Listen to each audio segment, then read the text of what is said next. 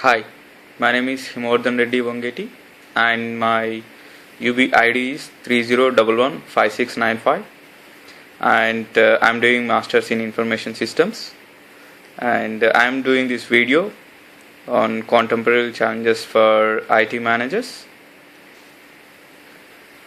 My tutor is Subhash Mukherjee and my lecturer is Thomas Mazur. Today I am going to explain about the globalization. Globalization is a process of international integration that is arising from the interchange of worldviews, products, and ideas, and some of the aspects of the culture.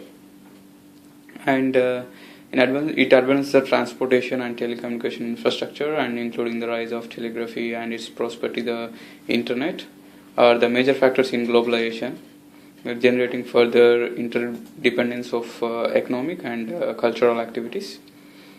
Globalization is the increasing interdependence, integration, and interaction among the people and cooperation in various locations around the world. And interdependence is a dynamic of being mutually responsible to and sharing common ET of principles with others. A typical but restrictive definition can be taken from the International Monetary Fund, which stressed the growing economic interdependence of countries worldwide through increasing volume and variety of cross-border transactions in goods and services, free international capital flows, and more rapid and widespread diffusion of technology. This goes beyond the international trade in goods and includes the way those goods are produced, the delivery and the sales of services, and the movement of capital. Globalization refers to a rapid increase in the share of economic activity taking place across national borders.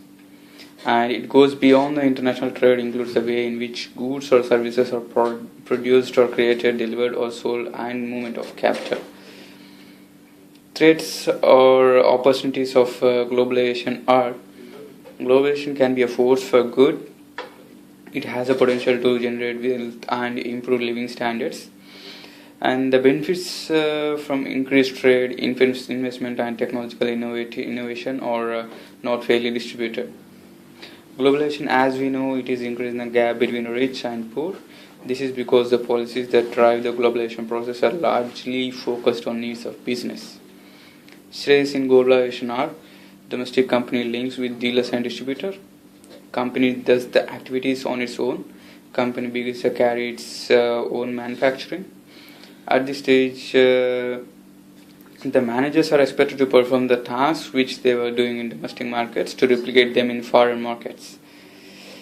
Conditions for globalization are that to be considered as business freedom, facilitators, government support, resources, and competitors. In clear, the business freedoms is no unnecessary government restrictions like restrictions on sourcing of funds and other factors from abroad.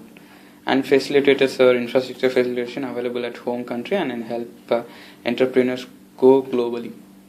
Government support available in the form of policy and procedures. Reform encourage globalization.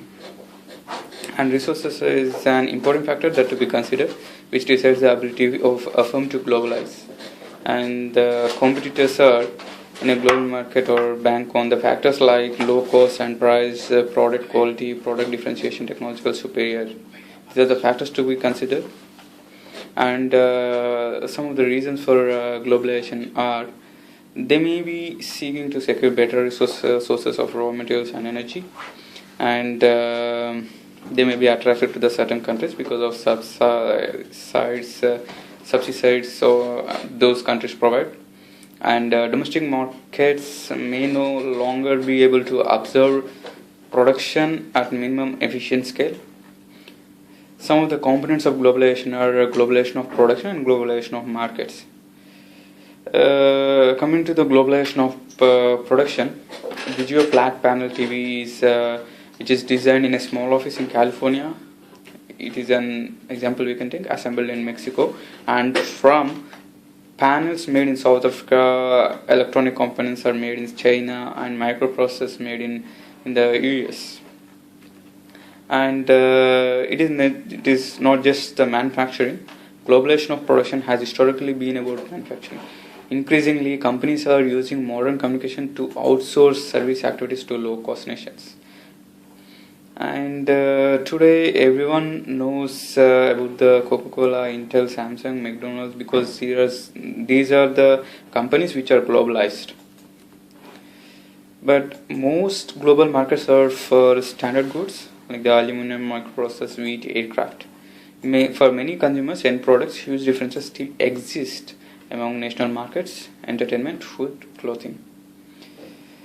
The integration of economics in globalization are maybe possible by internet access, technology and communication networks, and movement of free trade.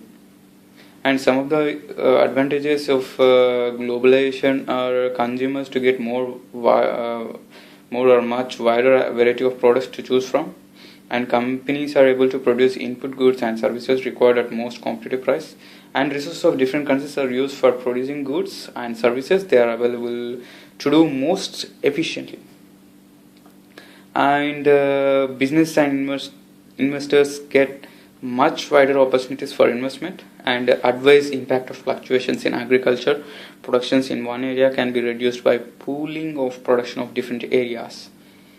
And some of the different disadvantages that to be considered are: developed countries can stifle development of undeveloped and underdeveloped countries. It can increase spread of communicable diseases, and companies face much greater competition. This can put smaller companies at a disadvantage as they do not have resources to compete at global scale. And finally, this is an important factor which companies' success in global market bank on. The factors like low cost and price, product quality, product differentiation, and technological superiority, these are to be considered when going to the globalization market. And this is the end. Thank you.